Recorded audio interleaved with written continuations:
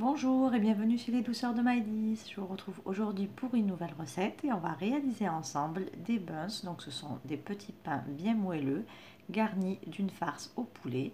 Donc là je vous propose cette farce là. Après bien sûr vous pouvez changer de farce et la faire à votre goût.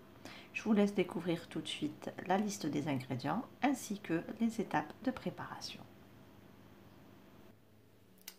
Alors ici on va passer donc à la préparation de la marinade pour le poulet. Donc moi je vais utiliser du yaourt nature. Donc moi je vais prendre du yaourt à la grecque puisque c'est un yaourt qui est un peu onctueux et un peu consistant. Donc je préfère utiliser ceci dans les marinades. Sinon vous pouvez prendre du yaourt nature classique. Donc je mets un pot de yaourt. J'ajoute ici 2 gousses d'ail râpées.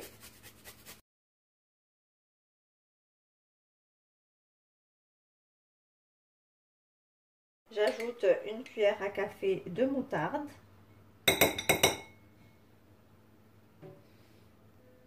J'ajoute ici un tout petit peu de jus de citron, donc l'équivalent d'une petite cuillère à café. On passe maintenant à l'assaisonnement. Donc là, je vais mettre une cuillère à café de sel. Je vais mettre une demi-cuillère à café de poivre. J'ajoute une cuillère à café de gingembre. J'ajoute une demi-cuillère à café de curcuma. Et ici, j'ai des épices donc spécial poulet. Donc je mets une bonne cuillère à café. Voilà, là je viens mélanger donc le tout ensemble.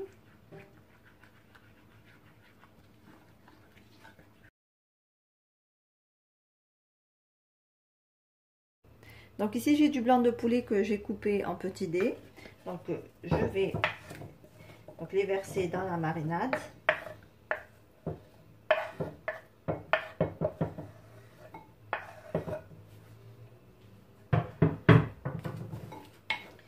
Et je mélange bien afin que tous les morceaux de poulet s'imprègnent de la marinade.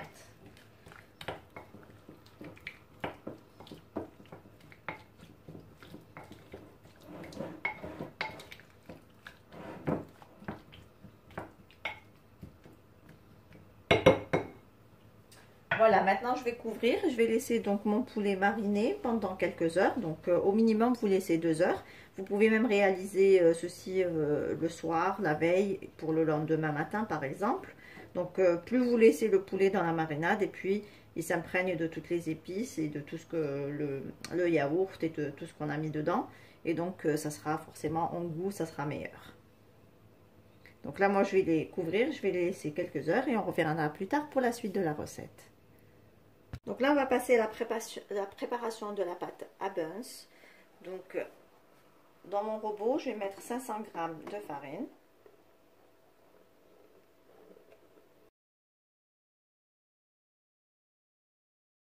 J'ajoute une cuillère à café de sel.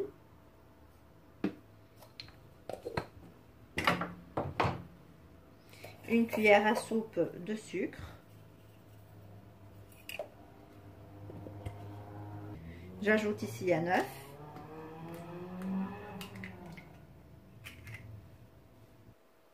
J'ajoute ici donc 20 g de levure boulangère que vous pouvez remplacer par un sachet de 7 g de levure déshydratée.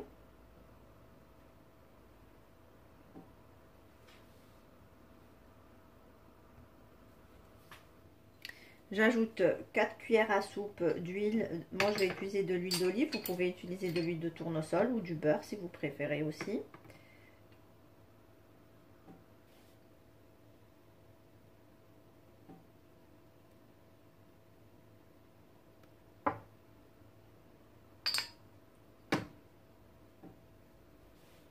Donc ici, j'ai l'équivalent de 200 ml de lait donc, que j'ai fait tiédir.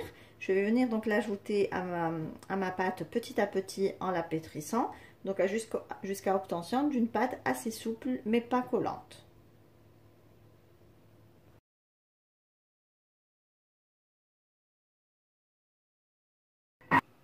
Donc voici ma pâte après l'avoir pétrie. Donc comme je vous le disais, on obtient une pâte qui est assez souple, pas du tout collante.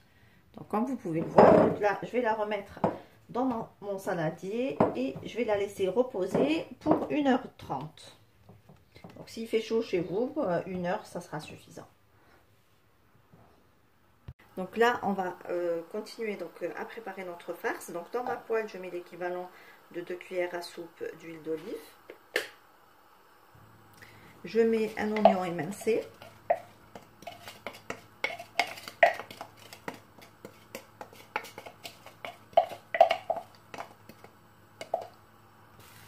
Je fais revenir un tout petit peu.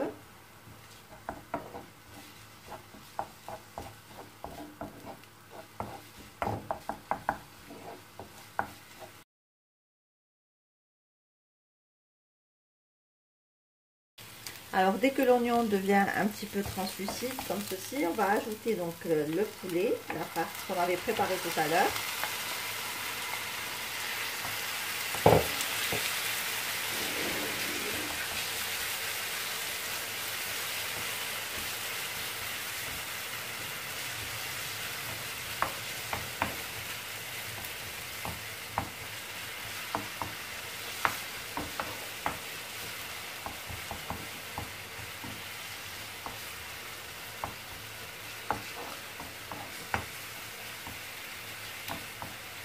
Et on fait revenir bien le poulet et on le laisse tranquillement cuire à feu moyen.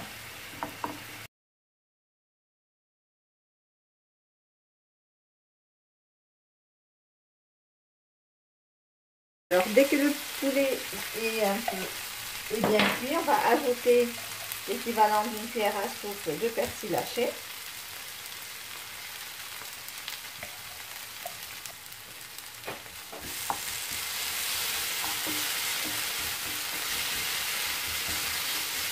Je mélange donc le tout, je vais stopper la cuisson et je vais laisser donc ma farce refroidir complètement avant donc le façonnage de mes beurres.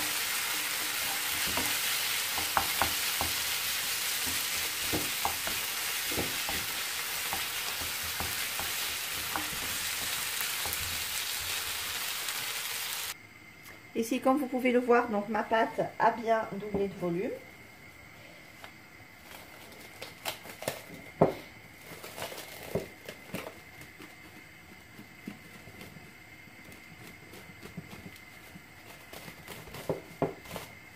Donc je vais venir la dégazer avec le poing.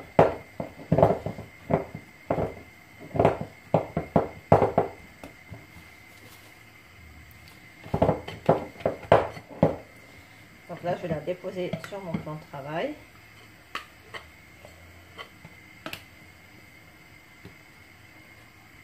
Ici, je vais venir donc diviser ma pâte en plusieurs boules.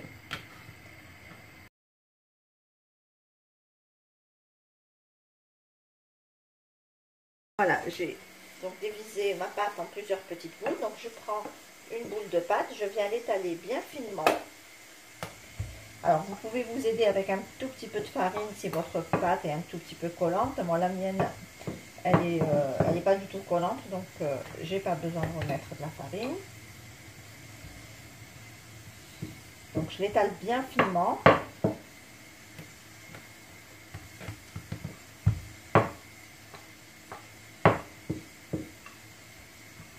Ensuite, je viens venir déposer donc une cuillère à soupe de farce.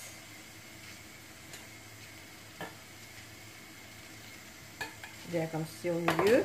Là, j'ai un mélange de mozza râpé et de cheddar. Donc après, vous mettez n'importe quel fromage que vous avez à disposition. Donc, je mets une petite quantité aussi. Voilà. Ensuite, je viens refermer ma pâte. Donc, je la prends juste par les extrémités. Et j'essaye de les souder entre elles. Afin d'avoir une pâte qui sera en fait fine et qui ne sera pas dense. On n'aura pas beaucoup de mie d'un côté et pas d'un autre. Voilà. Je soude bien. Je retourne mon pain. Je l'aplatis un tout petit peu. Voilà. Et je vais le déposer donc sur ma plaque du four recouverte d'un papier sulfurisé.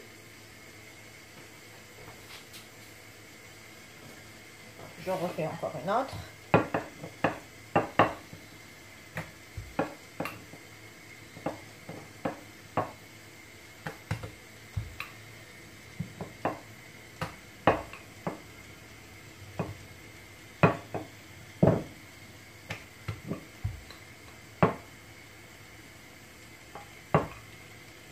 Donc je l'aplatis bien finement.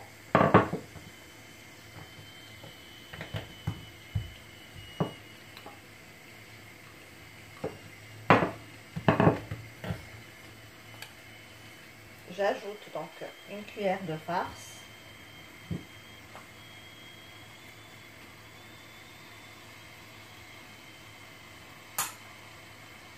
Je mets du fromage. Et je viens donc refermer ma pâte en soudant uniquement les extrémités entre elles.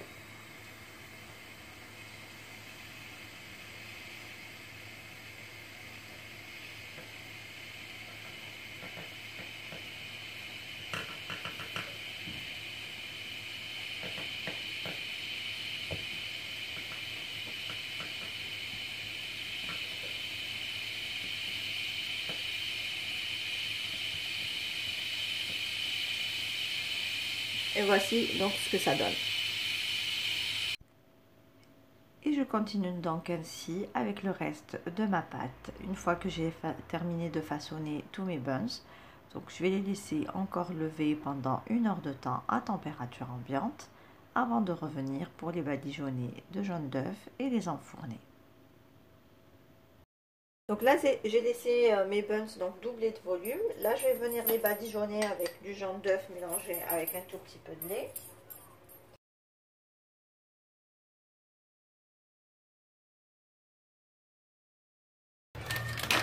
Et là, je vais les parsemer avec un tout petit peu de sésame.